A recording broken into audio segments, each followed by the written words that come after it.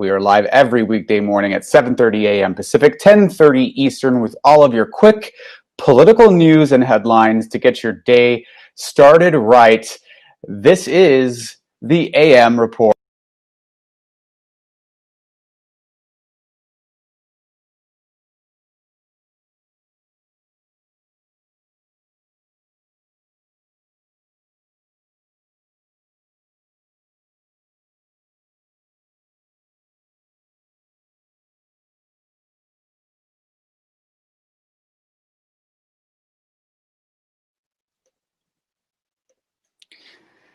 Thank you so much for joining the broadcast this morning. I'm Alex Mahajer, and we are talking this morning about Ruth Bader Ginsburg, the champion of equal rights and Supreme Court justice, who passed away at 87 years old on Friday from a long bout with kidney cancer. And Ruth Bader Ginsburg was really a hero and became an icon in her 80s for her championing of equal rights, particularly for gender equality. And she was a revered icon of the left, of Democrats on the left. And we're getting comments already, notorious RGB.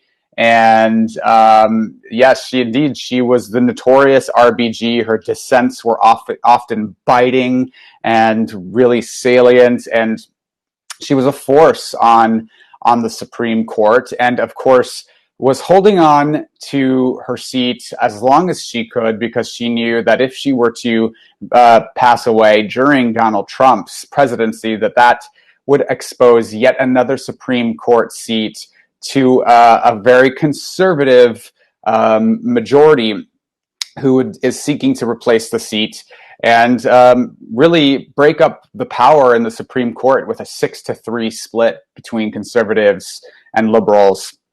Very concerning for people who care about Roe v. Wade, gay rights, equal rights of any kind, gender equality. And we know that the Republican Party and Donald Trump have expressed their desires to overturn the Affordable Care Act and the pre-existing conditions protections that are included in it. And of course, to overturn Roe v. Wade, which protects a woman's rights to choose her medical choices about her body. We got a comment that says she should have stepped down in 2014. You know, that's of course what some people are saying, but she didn't, and here we are. Now, really immediately after Ruth Bader Ginsburg's passing on Friday, there was an immediate scramble because of how much this really ups the stakes in the upcoming presidential election. And just in general, because, Democrats are very, very concerned that now Donald Trump is going to seat yet another very conservative young justice to the Supreme Court, and that this will reshape the Supreme Court for an entire generation with a 6-3 split. Of course, Ruth Bader Ginsburg's final dying wish, apparently, which was recited to her granddaughter, was that a new Supreme Court justice not be confirmed until after a president is installed. Now, there's plenty of precedent on this that was created by the Republican Party. And for a little bit of the back history, let's look at 2016. Justice Antonin Scalia passed away about 11 months before the 2016 presidential election. Now, Barack Obama, the president at the time, nominated Merrick Garland to take that seat. It is the president's constitutional authority to name Supreme Court nominations and for the Senate to confirm. Now, Senate Majority Leader Mitch McConnell, Republican from Kentucky, refused to entertain Merrick Garland's nomination to give it a confirmation hearing or an up or down vote in the U.S. Senate. And his reasoning was that we were within a presidential election year and that Americans should have the right to have their say about the Supreme Court justice pick at the ballot box, even with 11 months to go before a presidential election. And he did successfully hold up that nomination process and Merrick Garland never received a vote in the U.S. Senate. And so, Justice Gorsuch was Donald Trump's nominee, and after Donald Trump was elected, and it became one of his first orders of business to seat Justice Gorsuch. And Donald Trump has also appointed Brett Kavanaugh to the Supreme Court, who was very controversial. There was a huge confirmation battle over that between Democrats and Republicans. And now he will only be the first president since Reagan to place 3 Supreme Court justices onto the Supreme Court. I'll also note that Donald Trump was impeached, so he'll be the only impeached president to name 3 Supreme Court justices to the Supreme Court. So this is really terrifying to people who value equal rights and the protections afforded by a more liberal majority on the court, because that liberal majority will be gone for a generation with a 6-3 split now that Ruth Bader Ginsburg has passed. So what is to be done? Now, Democrats are putting a lot of pressure on Republicans like Mitch McConnell, who has, by the way, already expressed that he will put the Supreme Court nominee up for a vote in the U.S. Senate before the presidential election. Donald Trump has said he wants it to be done and the entire process complete before the presidential election. So Mitch McConnell has expressed no interest in keeping with his own precedent and his own logic from 2016. Now, the hypocrisy of this is so brazen that Democrats are furious, because it can't be true that the American people have a say during a presidential election year for the Supreme Court.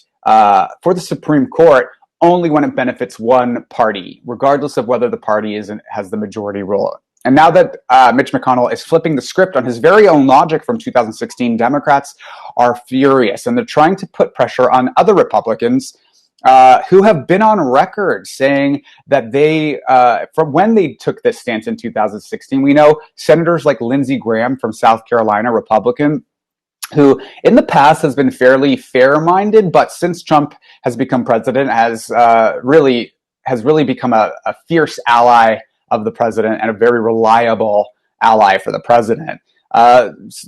Lindsey Graham is on record on video saying that if a vacancy should open on the Supreme Court at the very final year of a Republican president's term in 2020, that you should hold his words against him, that they should wait until after a new president is elected to confirm a Supreme Court justice. Now, Lindsey Graham has also gone back on his word entirely. There are 2 Senators Lisa Murkowski from Alaska and Senators Susan Collins from Maine, Republicans, who have gone on record since RBG's passing to say that they will not vote to confirm a new Supreme Court nominee until after the presidential election. Now, this doesn't preclude anyone from taking up the nomination in the lame duck session after the election and before inauguration, assuming that Donald Trump were not to win the White House, win re-election. But we know that there is expressed by those 2 senators intention to not confirm. However, the Republican senators hold a 53-seat majority in the United States Senate, so you need 3 Republican senators to defect in order to come out with an even tie.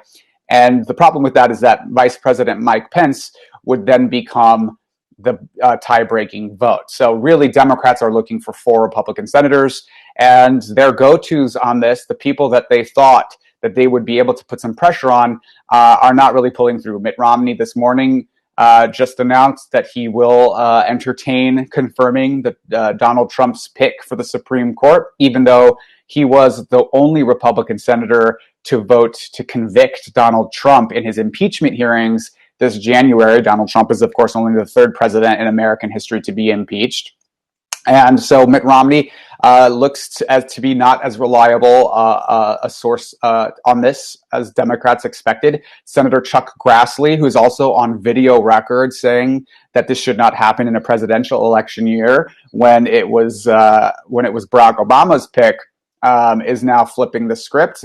Cory Gardner announced yesterday, Republican Senator Cory Gardner from Colorado announced yesterday that he would be voting to confirm Donald Trump's Supreme Court nominee, even before Donald Trump has announced his Supreme Court nominee. So the hypocrisy has been laid bare, and this has been very infuriating for Democrats who are feeling the pressure of this, and really it's upped the stakes of the presidential election quite a bit. So what are some of the options for Democrats if they can't put any pressure on any Republicans to hold firm to their own precedent from 2016? Now, some are saying that if Democrats flip the United States Senate, which is very likely to do, there are a lot of avenues for that to happen, including through Senator Cory Gardner from Colorado, who is up for re-election, for Susan Collins from Maine, who's up for re-election. We know that Lindsey Graham is up for re-election in South Carolina in a very tight race with Jamie Harrison. We know that Cory Gardner is in a very tight race with John Hickenlooper in Colorado. So these races could very likely be flippable for Democrats. And if Democrats were to take back the United States Senate and to take back the White House with Joe Biden in November, many are saying that they should use their newfound majority to expand the Supreme Court by 2 to 4 seats, and then, of course, make Washington, D.C. and Puerto Rico states so that they can add 2 to 4 more senators to the United States Senate. Now, many are saying that this is a good idea anyway. These have been long peddled ideas because there has been expressed desire to increase representation in these institutions to make them more representative. As we know, the U.S. Senate is already sort of an undemocratic institution. It allocates equal amounts of power to states that are very rural with very very small populations, to larger states where many more Americans are affected by the decisions being made in the U.S. Senate. And so people are saying, let's expand the institution. And of course, House Speaker Nancy Pelosi went on record to say that she's not above impeachment of either Donald Trump or Attorney General Bill Barr in order to prevent the Republicans from seating their Donald Trump's Supreme Court nominee, using the logic that they themselves utilized in 2016 to prevent the seating of Merrick Garland by President Barack Obama. So all in all, the Ruth Bader Ginsburg's passing has really changed the stakes quite a bit and upended the presidential election quite a bit. I'll note that Democrats in the hours since Ruth Bader Ginsburg's passing have raised $100 million for Democratic Senate candidates in flippable Senate districts and for Joe Biden. Now, this is a massive fundraising haul that breaks every previous known record. They've broken the record for most dollars raised in a single hour, according to Act Blue, which is a nonprofit that raises funds for Democratic candidates. $100 million is a massive haul, which really shows that although Republicans and conservatives care a great deal about the Supreme Court, that it's a very hot button issue for them, that Ruth Bader Ginsburg's passing has really invigorated the race quite a bit. So we will see what happens ahead of November, and stay tuned. This has been the AM Report with Alex Mahaja for Haps News, the network of now. We are live every weekday morning at 7:30 a.m., 10:30 Pacific, 7:30 Pacific, 10:30 Eastern, right here. If you like this content, if you like this journalism, visit me at haps.tv/@Alex Mahaja, and we will see you tomorrow morning with all of your quick political news and headlines.